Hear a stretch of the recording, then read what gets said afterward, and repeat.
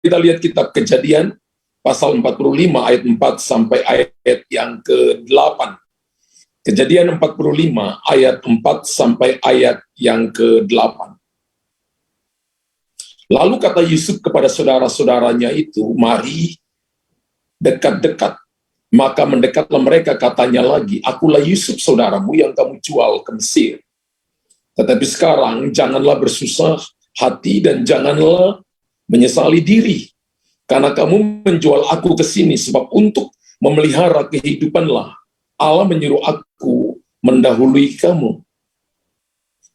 Karena telah 2 tahun ada kelaparan dalam negeri ini, dan selama 5 tahun lagi orang tidak akan membajak atau menuai."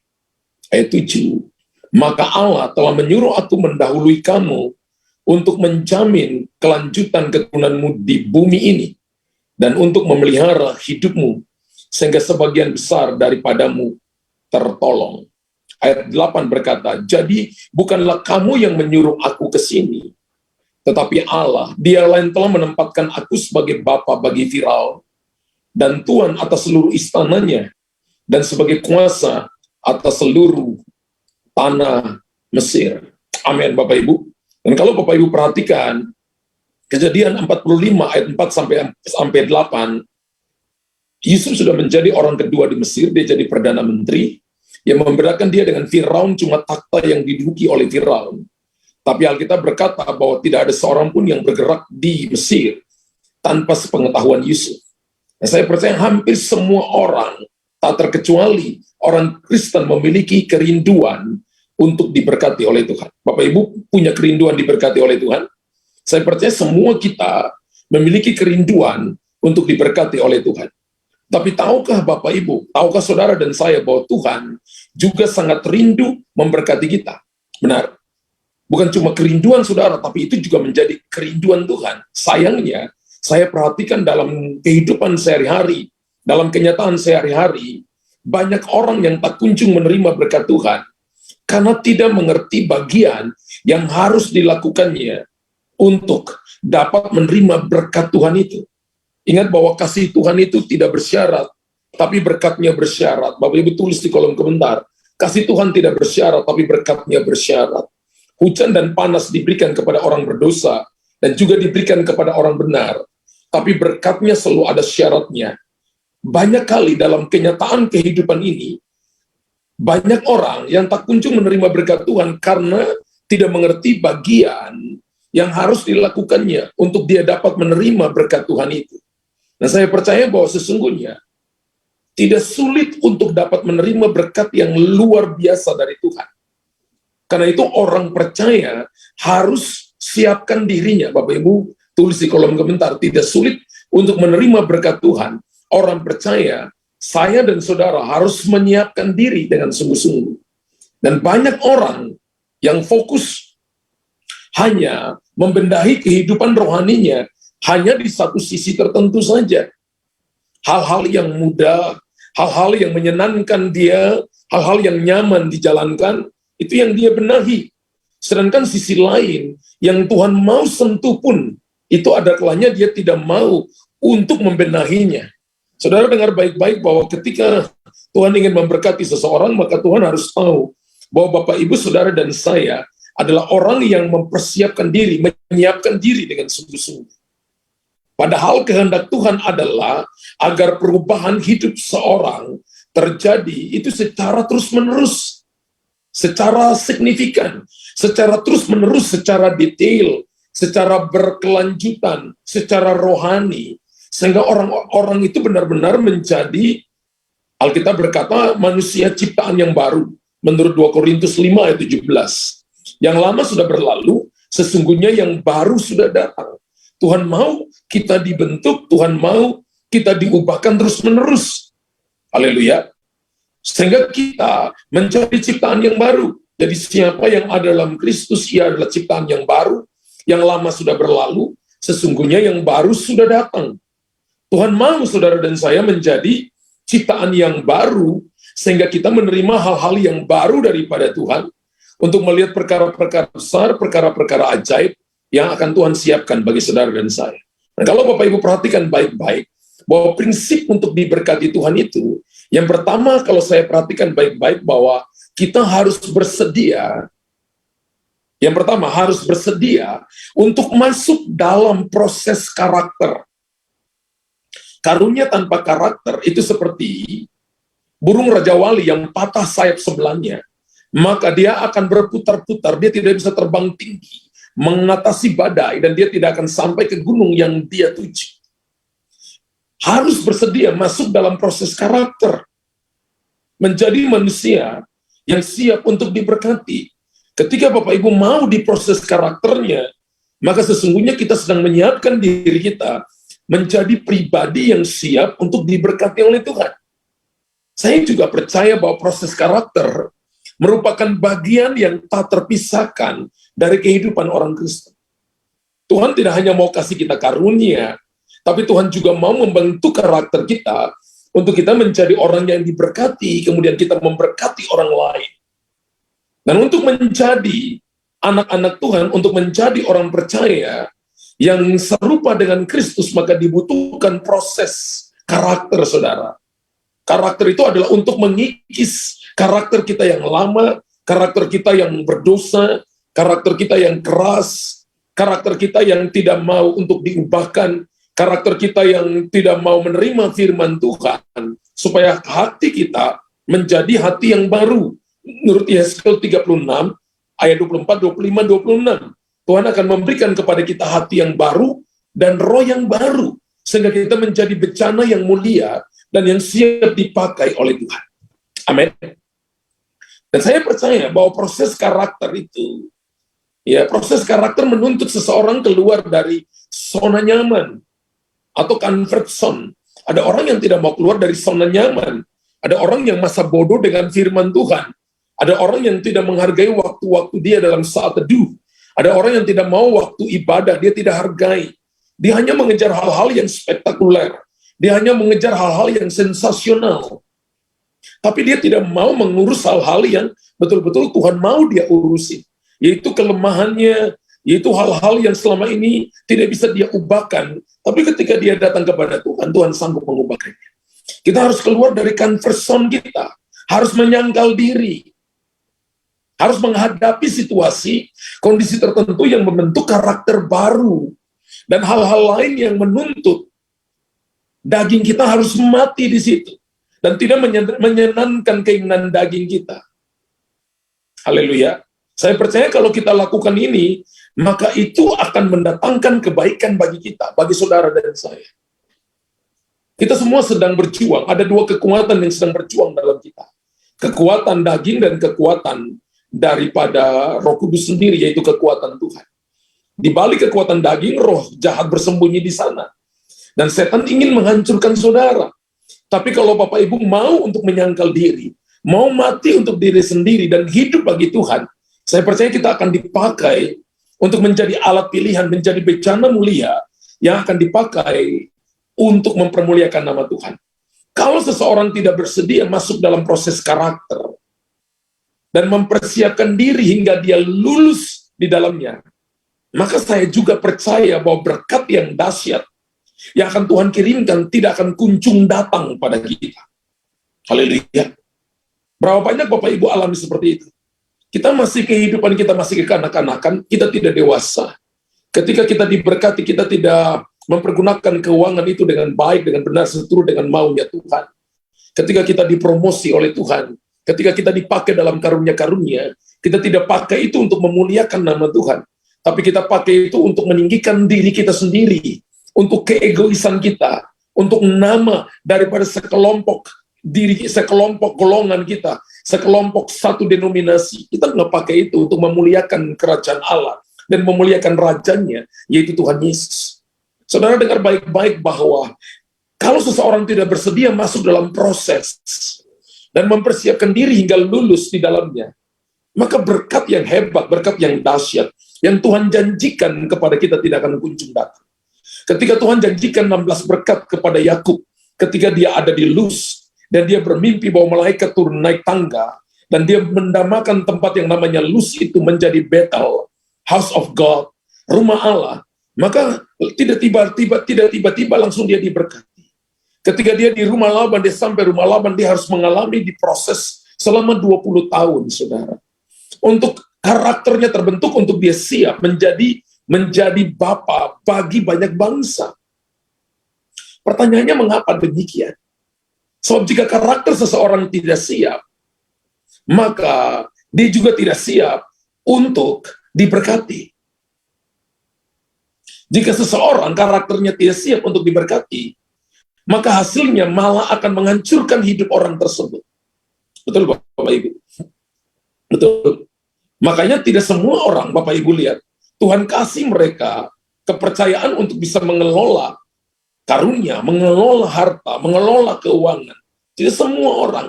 Kenapa? Karena karakter seseorang tidak siap untuk diberkati. Kita punya keinginan banyak, tapi berkat Tuhan perintahkan kepada orang-orang yang siap karakternya untuk bisa menghandle berkat-berkat Tuhan. Dan orang tersebut akan menjadi pribadi yang sombong kalau dia tidak siap menghandle berkat Tuhan. Dia akan sombong, dia akan merasa bahwa dirinya yang paling hebat, dia akan tidak peduli dengan orang lain, bahkan tidak peduli dengan kekristenan, tidak peduli dengan Tuhan. Dia merasa bahwa semuanya itu datang dari kekuatannya sendiri, dan bukan kasih karunia daripada Tuhan. Dia tidak akan mau mentaati perintah Tuhan. Saya percaya bahwa kalau orang mau diproses karakternya, maka dia akan mudah mengikuti tuntunan Tuhan. Sekalipun dia diberkati, sekalipun dia dipercayakan perkara-perkara besar, tapi dia tahu bahwa dia bukan pemilik, tapi dia penilik. Dia bukan owner, tapi dia manajer. Dia akan mengelola semua harta yang dipercayakan Tuhan kepadanya. Harta dalam hal ini pengetahuan, kekuatan, karunia, mungkin itu keuangan, mungkin itu kedudukan, mungkin itu prestasi. Kita kelola dengan benar. Amin, Bapak Ibu. Amin. Kita tidak akan menjadi berkat bagi banyak orang, tapi justru kita akan membawa itu, kita akan menjadi berdosa dengan berkat yang Tuhan berikan kepada kita ketika karakter kita tidak dibentuk dengan baik. Dan ujung-ujungnya bisa mengakibatkan kematian kekal, kematian yang sangat fatal, tidak membawa kehidupan bagi banyak orang. Saya mulai berpikir, oleh karena itu, setiap orang, setiap anak Tuhan harus mempersiapkan diri untuk lulus dalam proses karakter. Amin, Bapak Ibu, tulis di kolom komentar, saya harus mempersiapkan diri untuk lulus dalam proses karakter. Ada kalanya Tuhan tempatkan kita ada di sekeliling orang-orang di sekeliling kita. Tujuannya cuma satu, supaya kita diproses. Kalau tidak salah itu dalam Amsal pasal 17, kalau nggak salah, besi menajamkan besi, manusia menajamkan sesamanya. Amin. Saya percaya bahwa karakter kita dibentuk melalui orang-orang yang ada di sekeliling kita, melalui situasi, melalui keadaan yang tidak menyenangkan. Disitulah karakter kita dibentuk.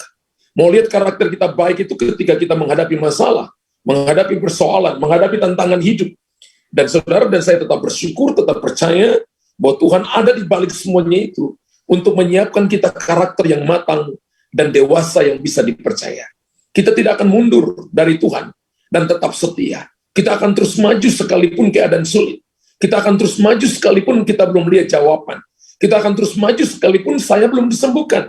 Kita akan terus maju sekalipun kita merasa sepertinya ditolak. Kita akan terus maju sekalipun pintu masih tertutup dan belum terbuka. Tapi kita percaya bahwa itu adalah musim di mana saya sedang diproses oleh Tuhan. Saudara tahu tidak banyak orang yang bisa bertahan. Ketika Tuhan bawa satu generasi yang keluar dari Mesir di padang gurun, mereka mati di padang gurun, hanya 2 orang yang masuk tanah Kanaan, yaitu Yosua dan Kaleb. Yosua atau Yustus atau Yesus itu punya arti nama yang sama. Jehovah is salvation, Allah itu keselamatan. Dan arti nama daripada Kaleb itu adalah dog, anjing. Tapi kita ambil sifat anjing, yaitu kesetiaan. Kesetiaan adalah nama Tuhan. Tuhan memanggil, menyebutkan dirinya dengan nama Tuhan. Sekalipun kita tidak setia, dia tetap setia. Karena dia tidak akan menyangkal dirinya. Jadi nama Tuhan itu disebutkan dengan kesetiaan. Kesetiaan adalah karakter Tuhan. Amin. Dan Immanuel, Allah menyertai kita. Allah yang setia itu menyertai kita. Haleluya. Kalau kita lihat kesetiaan itu dalam Matius pasal yang kelima, ya, bahwa dikatakan begini, kita harus hidup suci, kita harus hidup dalam kebenaran, kita harus hidup dalam kemurahan hati. Ketika saudara dan saya diperlakukan dengan tidak semena-mena oleh orang lain, saudara dan saya harus tetap setia. Itu namanya karakter terbentuk. Amin, Bapak Ibu. Dan kalau kita perhatikan tokoh-tokoh yang terkenal dalam Alkitab seperti Yusuf, seperti Abraham, mereka juga mengalami berbagai macam proses sebelum akhirnya Tuhan memberkati mereka dengan luar biasa. Kalau tadi firman Tuhan yang kita baca, kita lihat bagaimana perjalanan Yusuf dalam Kejadian pasal 45, ayat 4 sampai ayat yang ke-8. Tuhan izinkan Yusuf melalui berbagai proses. Berapa lama Yusuf alami itu? 13 tahun Yusuf alami itu. 13 tahun, Bapak Ibu. Tuhan izinkan Yusuf melewati berbagai proses panjang. Dia dijual oleh saudara-saudaranya, tinggal di rumah Firaun, digoda sama tante Potifar, dimasukkan dalam penjara, dilupakan oleh juru minuman. Sampai akhirnya diingat dan dikembalikan kembali dan diberikan kepercayaan kepada dia. Semua waktu yang tidak mengenakan ini Tuhan pakai untuk memproses Yusuf supaya dia bisa menghandle apa yang akan dipercayakan kepadanya. Haleluya. Tapi ketika dia alami semuanya itu, ketika dia alami proses itu, Yusuf tetap memilih hidup benar. Yusuf tidak memilih hidupnya sembarangan. Yusuf tidak memilih hidupnya acak-acakan keluar dari firman Allah, lari daripada Tuhan, tidak. Yusuf memilih hidup benar dan takut akan Tuhan. Ketika ujian itu datang menghampirinya. Bagaimana dengan Bapak Ibu Saudara dan saya? Ketika persoalan datang, masalah datang, keadaan tidak mengenakan, apakah kita tetap memilih hidup benar, ataukah kita semakin jauh daripada Tuhan? Bahkan Alkitab berkata bahwa dia difitnah, dia dipenjara demi kebenaran yang menjadi prinsip hidupnya. Dan Yusuf tidak komplain sama sekali. Dia alami semuanya itu sebagai salah satu pembentukan karakter untuk dia dipercayakan menjadi Perdana Menteri, untuk menyelamatkan Israel sebagai satu bangsa yang besar. Dan Yusuf tidak kecewa, bahkan menolak saudara-saudaranya. Dia melakukan semuanya dengan maksimal, karena dia tahu bahwa kebenaran Tuhan pasti akan membela dia. Bapak Ibu tahu ketika Bapak Ibu bertahan di tengah-tengah keadaan yang sulit, padahal Bapak Ibu benar. Tuhan itu selalu melihat orang yang tulus hati dalam menjalani proses kehidupan. Yusuf dimuliakan hingga menempati puncak kekuasaan yang ada di Mesir karena ketulusan hatinya, karena dia mau untuk bertaat kepada kebenaran firman Tuhan, melupakan masa lalunya, melupakan apa yang terjadi pada masa lalunya, dan dia tahu bahwa Tuhan yang mengutus dia datang lebih dulu ke Mesir untuk menyelamatkan satu bangsa. Bapak Ibu tahu bahwa situasi masalah itu membuat kematangan karakter yang tulus, yang lahir dari sebuah proses di mana Bapak Ibu dan saya lulus terbukti, sehingga kita bisa menjadi berkat, memberi makan kepada saudara-saudaranya ketika mereka sedang mengalami kelaparan. Itu yang Tuhan mau dari saudara dan saya. Kalau kita lihat juga, begitu pula Abraham, yang disebut dengan bapak orang beriman. Dalam Kejadian pasal 22, ayat 15 sampai ayat yang ke-17. Kejadian pasal yang ke-22, ayat 15 sampai ayat 17. Untuk kedua kalinya, berserulah malaikat Tuhan dari langit kepada Abraham. Katanya, aku bersumpah demi diriku sendiri. Demikianlah firman Tuhan. Karena engkau telah berbuat demikian, dan engkau tidak segan-segan untuk menyerahkan anakmu yang tunggal kepadaku, maka aku akan memberkati engkau berlimpah-limpah, dan membuat keturunanmu sangat banyak, seperti bintang di langit, dan seperti pasir di tepi laut, dan keturunanmu itu akan menduduki kota-kota musuhnya. Bapak Ibu lihat ayat 17, sebelum ayat 17 Tuhan berikan kepada Abraham, maka Abraham harus diuji lebih dulu. Abraham harus dilihat ketaatannya lebih dulu. Abraham harus dilihat bagaimana proses untuk dia mau mengikuti Tuhan ataukah tidak lebih dulu. Ketika dia mau mempersembahkan Ishak tanpa komplain, ketika dia mau percaya kepada Tuhan tanpa dia memprotes kepada Tuhan, maka Alkitab berkata ayat yang ke-17, maka aku akan memberkati engkau berlimpah-limpah. Ternyata untuk Bapak Ibu menjadi berkat, maka kita perlu diproses karakter lebih dulu.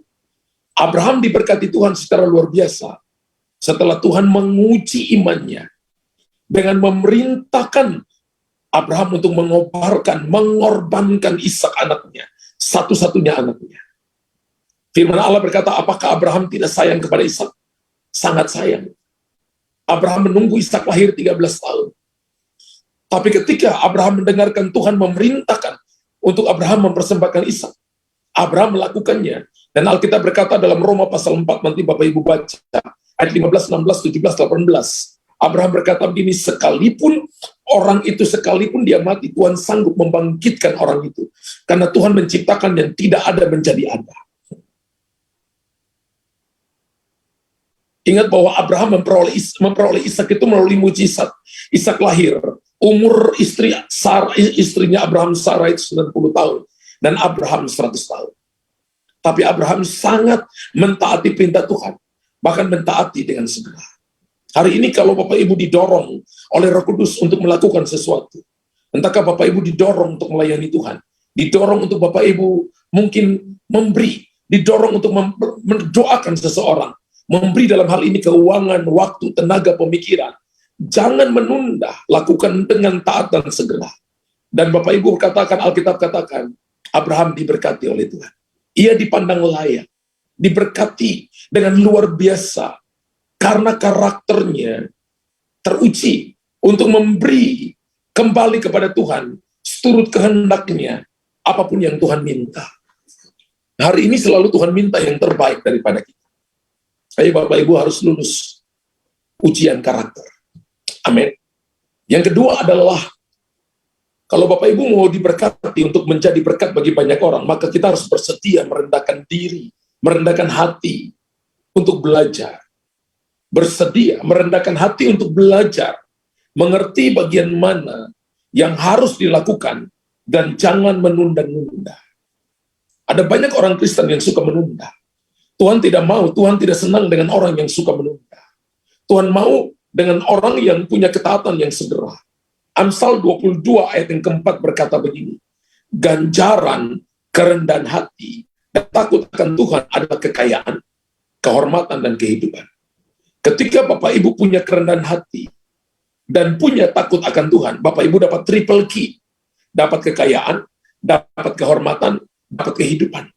Ada kalanya ketika kita dilakukan dengan tidak adil, dan Bapak Ibu lulus ujian itu, Bapak Ibu terbukti rendah hati, Bapak Ibu terbukti takut akan Tuhan, Bapak Ibu kaget kalau Bapak Ibu diberkati kekayaan, diberkati kehormatan, dan diberkati kehidupan.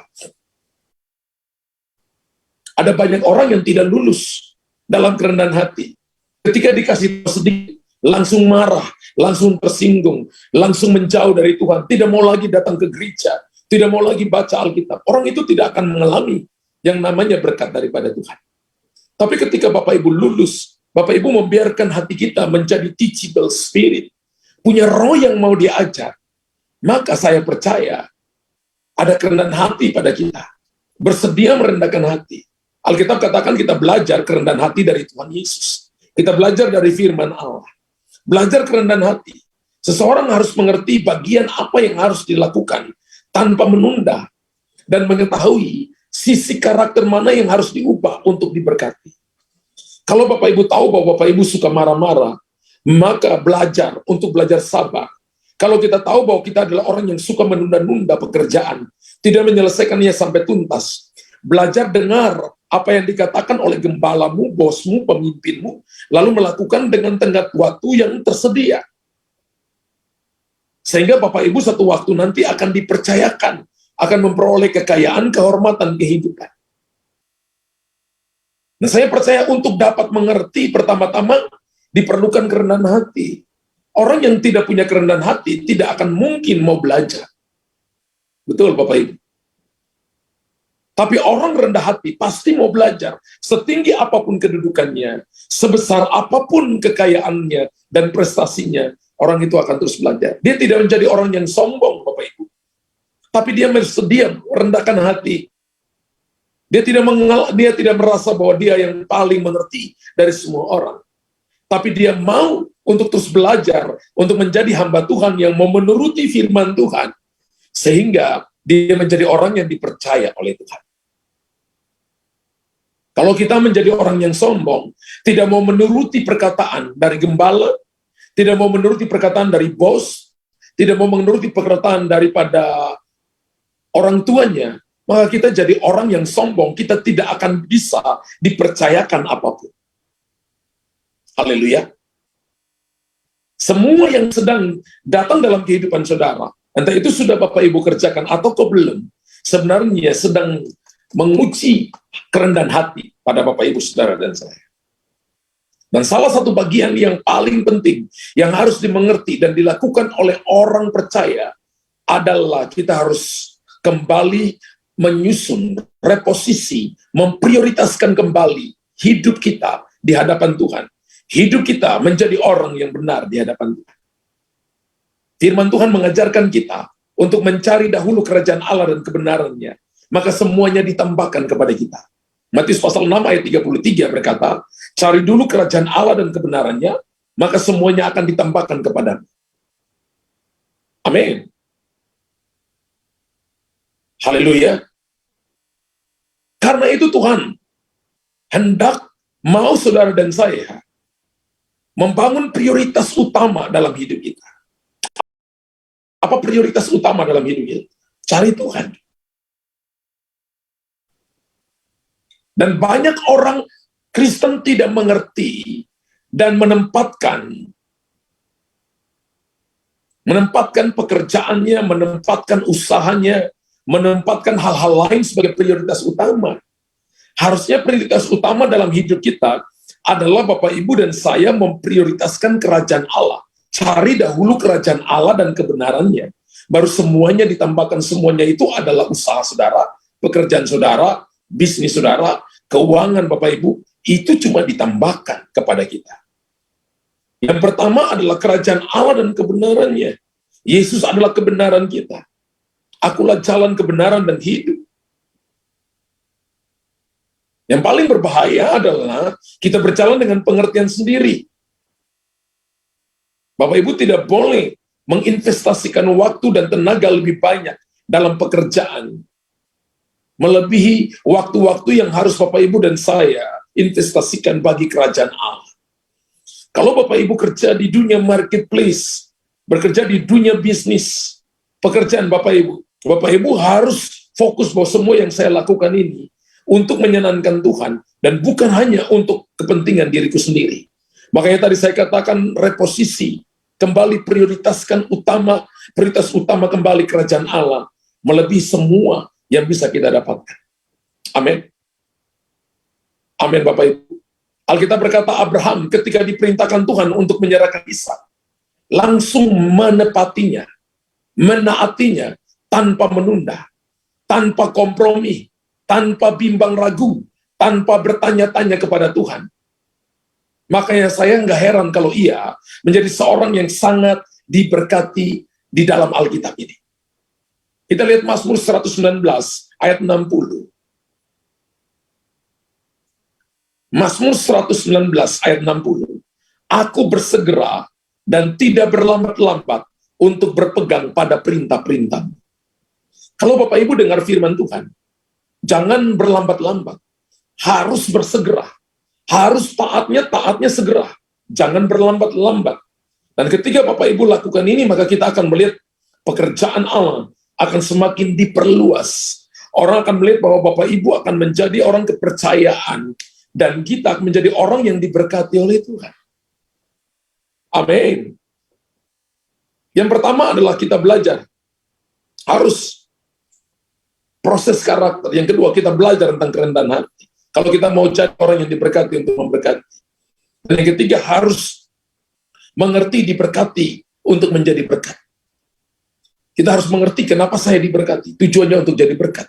Kenapa saya diurapi untuk jadi berkat. Kenapa saya dibenarkan oleh Tuhan untuk jadi berkat. Kejadian 12 ayat yang kedua berkata begini. Aku akan membuat engkau menjadi bangsa yang besar. Dan memberkati engkau serta membuat namamu masyhur, dan engkau akan menjadi berkat. Ini merupakan panggilan kita, bukan cuma panggilan Abraham, tapi ini menjadi panggilan saudara dan saya. bahwa kita dipanggil untuk diberkati dan menjadi berkat. Bapak Ibu tulis di kolom komentar, ini merupakan panggilan saya. Saya dipanggil untuk diberkati dan untuk menjadi berkat. Haleluya. Ini merupakan panggilan, tujuan hidup kita di dunia, yaitu diberkati dan untuk jadi berkat bagi banyak orang. Allah kita adalah kasih. Karena itu Bapak Ibu, kita harus memperhatikan bahwa anak Tuhan juga harus hidup dalam kasih untuk membalas kebaikannya. Kita tidak mungkin datang kepada Tuhan cuma karena kita mau apa yang ada di tangannya. Kita perlu datang kepada Tuhan dan kita menawan hati Tuhan. Amin. Dan kasih berlawanan dengan sikap egois yang hanya mementingkan diri sendiri. Untuk itulah setiap orang yang ingin diberkati harus menjadi berkat pula. Kalau Bapak Ibu hanya cuma minta berkat untuk Bapak Ibu habiskan seorang diri, nikmati seorang diri, itu namanya egois Bapak Ibu. Tapi kalau Bapak Ibu diberkati, kemudian kita mau jadi berkat, kita mau bantu orang lain, kita mau bantu pekerjaan Tuhan, memperluas pekerjaan Tuhan. Kalau Bapak Ibu punya sikap seperti ini, maka Kejadian 12 ayat yang kedua itu akan tergenapi dalam hidup saudara. Aku akan membuat engkau menjadi bangsa yang besar, memberkati engkau serta membuat namamu masyhur, dan engkau akan menjadi berkat. Tuhan memberkati kita dengan tujuan supaya kita menjadi berkat bagi sesama. Amin. Bukan hanya mengumpulkan harta demi memuaskan kesenangan pribadi. Bukan, itu bukan arti daripada menerima berkat. Bukan itu, saudara. Saya selalu berkata bahwa orang kaya di surga itu dapat tingkatan paling rendah. Di atas orang kaya itu ada lagi orang diberkati. Di atas orang diberkati ada lagi, itu orang dimuliakan Tuhan. Dan Tuhan mencari orang-orang yang memiliki hati Kristus, yang senantiasa terbeban melihat kebutuhan orang lain, khususnya menyangkut keselamatan jiwa-jiwa. Kalau kita lihat dalam kitab Ibrani, bagaimana mereka mau pergi beritakan Injil, kalau tidak ada yang mendoakan mereka, tidak ada yang menolong mereka. Kalau kita belajar tentang misi-misi itu ada 4D, doa, dana, data, daya. Doa, dana, data, daya. Misi itu kita bicara 4D, Bapak Ibu. Ada doanya, ada dananya, ada datanya, ada dayanya. Tuhan mencari orang-orang yang memiliki hati Kristus. Haleluya. Yang tidak hanya mementingkan diri sendiri, tapi dia tahu bahwa ketika dia mengalami dipromosi, diberkati oleh Tuhan, diberkati dalam hal karunia, dia mau jadi berkat bagi banyak orang. Dan Tuhan memberkati dengan tujuan supaya kita menjadi berkat. Tulis di kolom komentar, Tuhan memberkati saya, supaya saya menjadi berkat. Amin. Dan melalui berkat yang Tuhan percayakan kepada kita, Tuhan mau supaya pekerjaan Tuhan semakin berkembang. Tuhan mau supaya kita extending the kingdom. Nama Tuhan semakin dimuliakan. Orang-orang yang mengalami kasih Tuhan melalui kita, dan akhirnya jiwa-jiwa yang terhilang pun diselamatkan, dimenangkan bagi Kristus. Amin. Dan saya percaya bahwa semua berkat yang kita miliki saat ini itu berasalnya dari Tuhan. Karena itu, bukanlah sudah sewajarnya kita memberi kembali seturut kehendaknya. Semua berkat yang kita terima berasal dari Tuhan. Harusnya kita memberi kembali kepada Tuhan seturut dengan kehendaknya. Amin. Jangan kita menjadi tuan atas harta manapun di dalam kehidupan ini, melainkan lakukan apapun juga seturut kehendaknya. Jadilah penilik yang baik, jadilah manajer yang baik, melakukan seturut dengan owner, apa yang owner katakan, apa yang pemilik katakan kepada kita. Dan saya percaya bahwa memberi sesuai dengan kehendak Tuhan kapanpun, dimanapun Tuhan kehendaki, bukan menurut apa yang kita kehendaki. Betul Bapak Ibu? Ada banyak orang yang memberi menurut apa yang Tuhan kehendaki. Apa yang maksud saya, apa yang dia kehendaki, dan bukan apa yang Tuhan kehendaki. Saat Tuhan menggerakkan dan memerintahkan kita dengan jelas, lakukanlah tanpa melihat situasi dan kondisi. Haleluya. Saya ingat teman saya, salah satu gembala teman saya pernah cerita, dia terkoneksi dengan beberapa hamba Tuhan yang ada di Korea Selatan. Dan ketika saya diundang ke tempatnya, di salah satu kota besar Indonesia, dia bersaksi kepada saya, Pastor Luther, saya baru pulang. Dan saya datang ke gereja yang besar di Korea, dan saya dengar gembalanya bersaksi bahwa salah satu pekerjaannya itu setiap bulan memberikan perpuluhan dengan jumlah 40 miliar. Saya katakan nggak salah. Dia katakan nggak salah. Bahkan dikatakan gembalanya bersaksi gini, kami pergi ke rumahnya. Dan ketika sampai di rumahnya ditanya, apakah ini rumah kamu? Dia katakan begini, tidak. Ini rumah saya kontrak. Kenapa kamu kasih perpuluhan sebesar itu ke gereja? Dia katakan begini, karena aku mau Injil tersebar di seluruh dunia dan banyak orang diselamatkan. Itu pertama, motivasi tujuan dia, prioritas utama. Yang kedua adalah dia katakan begini, saya cukup dengan apa yang ada sekarang. Rumah ini ada 4 kamar. Tiap malam saya hanya tidur di satu kamar, satu tempat tidur. Di rumah ini ada 50 piring, tapi saya makan di satu piring, satu garpu, satu sendok, satu gelas. Di meja makan ini ada 6 kursi, saya hanya duduk di satu kursi. Rumah saya ada 4 mobil, saya cuma naik satu mobil. Jadi sebenarnya saya cukup.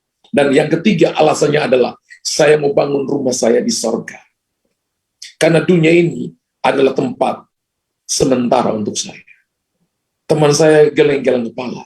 Dan dia katakan, wow, ada orang yang tahu bagaimana dia jadi berkat untuk memberkati pekerjaan Tuhan. Karena itu, sangat penting bagi setiap anak Tuhan untuk membangun hubungan pribadi yang erat dengan Tuhan. Sehingga setiap saat ia berbicara kepada kita, seperti Tuhan bicara kepada Abraham, bahwa persembahkan anakmu. Maka Abraham lakukan tanpa komplain, tanpa menanyakan Tuhan. Dan kata penyembahan pertama kali terjadi, ditulis pertama kali dalam Alkitab itu, di dalam Kejadian pasal 22 ayat yang kelima. Kalau Bapak Ibu baca Kejadian 22 ayat yang kelima, terjemahan King James, itu kata pertama, kata penyembahan pertama ditulis dalam Alkitab. Kita pun harus belajar peka, mendengar, untuk kemudian taat menjadi saluran berkat seturut kehendaknya. Alkitab katakan, tolong tunjukkan terjemahan barunya. Terjemahan LAI yang tadi. Alkitab katakan, kata Abraham kepada kedua bujangnya itu, tinggallah kamu di sini dengan keledai ini. Aku beserta anak ini akan pergi ke sana. Kami akan sembahyang. Sesudah itu kami kembali kepadamu. Kata sembahyang dipakai kata worship. Wow. Penyembahan, persembahan, jadi berkat bagi Abraham itu adalah worship. Apakah ketika Bapak Ibu memberi persembahan, bagi Bapak Ibu itu sebuah penyembahan? Bagi Abraham, Tuhan suruh mempersembahkan Ishak. Bagi dia itu adalah sebuah worship, sebuah penyembahan di hadapan Tuhan. Ingat, Tuhan tidak cari penyembahan, Tuhan cari penyembahnya. Dan penyembah itu dari dalam hati Bapak Ibu. Yang percaya diberkati Tuhan, tulis di kolom komentar, saya sungguh amat diberkati Tuhan malam hari ini. Haleluya. Tuhan Yesus baik. Tuhan Yesus baik. Puji Tuhan, puji Tuhan. Puji Tuhan Bapak Ibu. Oke. Malam hari ini kita akan memberi persembahan.